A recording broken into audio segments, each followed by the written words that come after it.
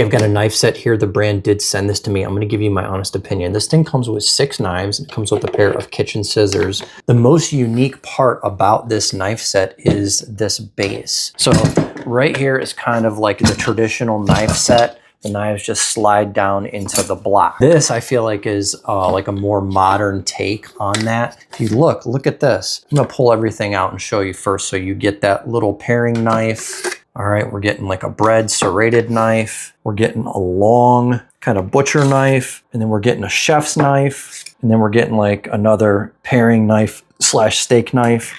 And then of course here are your kitchen scissors. Everything is really lightweight, but look on here. It's like a black carbon steel. You see that? So it's not like the regular stainless steel. It's got a black color to it.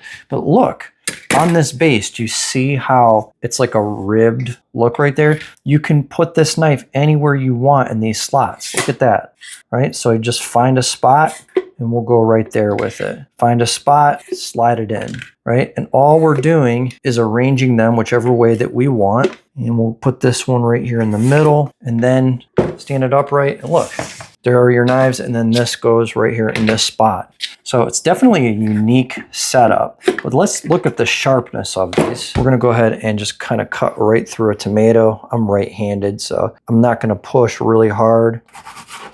And so that was pretty easy right through there. So if we wanted to take our chef's knife and we wanted to, oh, wow, that's really sharp.